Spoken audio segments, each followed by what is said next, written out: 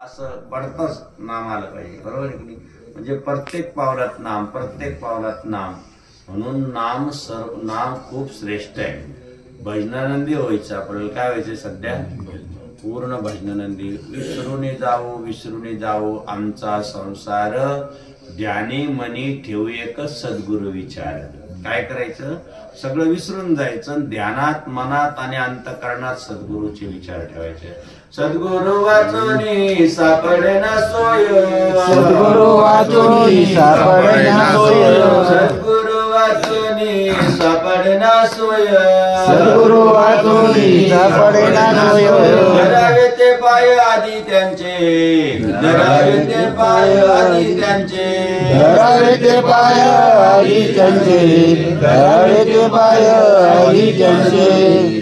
जोपर्यंत आपण कितीही तीर्थ करा, कितीही चारिधाम करा, पण गुरु वाचूनी देव नाही, तुझ्या पाहता त्रैलोक्य. म्हणून सद्गुरु सर्वश्रेष्ठ असतात. म्हणून ज्ञानेश्वर माऊली, तुकाराम महाराज एकच म्हणतात की बाबा त्रिभुवनात फिरा, पण अगोदर गुरु करा आणि मग फिरा. काय करा? जर सद्गुरु नसेल तर मग यात्रा सुद्धा फेल, बरोबर आहे की नाही? म्हणून आपल्याला सद्गुरु जनार्दन स्वामी एवढे मोठे महान विभूती गुरु मिळाले. म्हणून एवढे महान बाबाजींचं काय सांगा, बाबाजींचं कार्याचं वर्णन होऊ शकत नाही, बाबाजीच्या या चरित्राचं वर्णन होऊ शकत नाही. अशी सद्गुरु आपल्याला मिळाले, अशी पाठीराख आपल्याला मिळाली. म्हणून आपण ही परिक्रमा पाहतो. बाबाजींचे शिष्य स्वामी माधवगिरीजी महाराज काल आपल्याला म्हणजे बघा कुठं आपण लोक विचारपूस करतात, कुठपर्यंत पोहोचते, किती काळजी असते. परवा रमेशगिरी बाबा सकाळी सकाळी आपण कुठल्या आश्रमात थांबलो होतो? पाठीवर शालिवानला थांबले. आपले परमपूजनीय आपले श्रद्धेय आमचे रमेशगिरीजी महाराज कोपरगाव विचारपूस करत होते, बाबा कसं काय चालली यात्रा. म्हणजे गुरुबंधूला किती जिव्हाळा असतो, परिवार कशाला म्हणतात याच्यावरून कळतं. आम्ही इकडे आहे, आपण इकडे आहे सर्वजण, तरी आपल्या गुरुबंधूला आपली काळजी आहे. म्हणजे याला म्हणतात परिवार, याला म्हणतात गुरु. ही अशी परंपरा की त्या परिवारातल्या एकामेकाला आठवण येते. आपण किती दूर जरी असलो तर परिवारातले, जसं तुमचं संसारिक मुलं बाळ तुम्हाला विचारते, बरोबर आहे की नाही? तसे आमचे गुरुबंधू आम्हाला काय विचारतात, कुठं म्हणजे हे बाबाजीने जिव्हाळा लावून दिलेला आहे. म्हणजे आपल्याला अजून प्रेरणा मिळते. ते तिकडून बोलले की आपल्याला काय होते? प्रेरणा मिळते, अजून उत्साह वाढतो. आणि म्हणजे दोन शब्द विचारतात. बाबांनी विचारलं, काल माधवगिरी बाबा बोलत होते बऱ्याच, म्हणजे मौन आहे त्यांना. किती वर्ष मौन माहिती का? आज जवळ 34 वर्ष झाली. काय मौन धरेल असं? फक्त विधीला, म्हणजे फक्त पारमार्थिक बोलायचं, जगाचं काही बोलायचं नाही, जग बाकीचं काही नाही एवढं. म्हणून ह्या अशी साधना केली पाहिजे. नर्मदा माईच्या आपण किनारी आहोत, अगदी तटावरून चाललो आहोत. इथून पुढे नर्मदा माई आपल्याला लवकर भेटणार नाही, लवकर आता. म्हणून आपल्याला थोडंसं जास्त चालायचं आहे. आज 25 किलोमीटर आपण पोहोचलो पाहिजे. 25 किलोमीटरवरून आपल्याला मग पुढे 30-35 किलोमीटर चालावं लागेल. 2 टप्पे मोठेले आहेत. अशा पद्धतीने आपण चालून शहादा प्रकाश ह्या मार्गे आपण जाणार आहोत. शिल्पानीतून कोणी जाणार नाही, कारण कसं तिकडं पाणी असतं, कधी नौकेनं जावं लागतं, कधी चढ उतार असतो. आणि म्हणून 100-150 किलोमीटर वाढलं तरी चालेल, परंतु सरळ रस्त्याने आपण जाणार आहोत. विशेषतः आपल्याला या ठिकाणी एक महात्मा भेटले, खूप छान महात्मा आहे.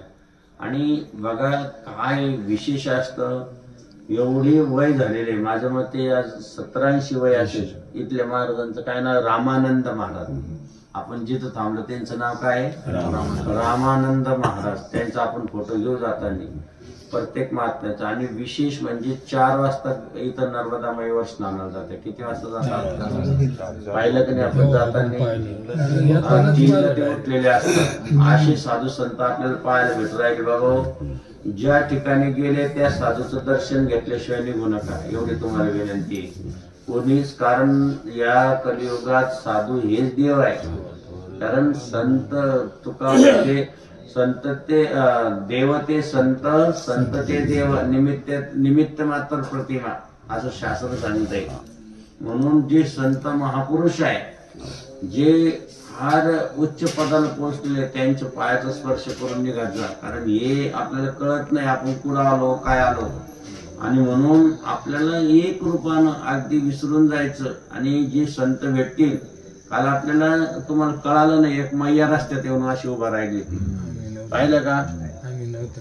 आम्ही लगेच पाय धरले. तुम्ही म्हणून बाबा आता बाबा शुभीर बाबा स्पर्श करत नाही कसं काय? जर मैया दिसल्यानंतर काय आलं माझं, मग आपल्यात काय भेद आहे?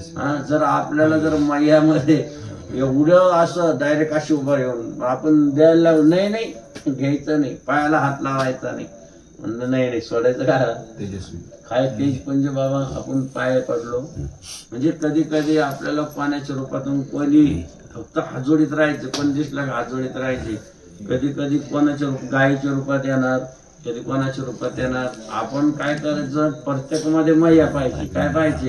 जोपर्यंत परिक्रमा चालू आहे तोपर्यंत काय करायचं, मैयाचे म्हणायचं, असं वेगळं पाहिजेच नाही. आणि प्रत्येक खाली जो दिसतोय आपल्याला प्रत्येक गोष्टीवर भगवान शंकर पाहायचे, कंकरने शंकर पाहायचा.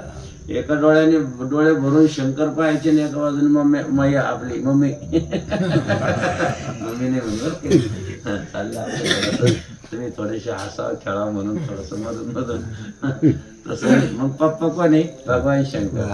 तर आपले पप्पा कोण आहे? भगवान शंकर. मग आता पप्पाची ही लेक आहे, मग आता आपली कोण लागत ती? ती पण मैया आहे. ती हार मैया अगदी आपण डुबकी मारली का सगळं आपण विसरून जातो, हातपाय दुखणं बंद होऊन जातं. आईला आपलं जसं की आई लेकराला म्हणते बाळा चाल तू, मी आहे तुझ्या मागं. म्हणजे जसं डुबकी मारली आपले हातपाय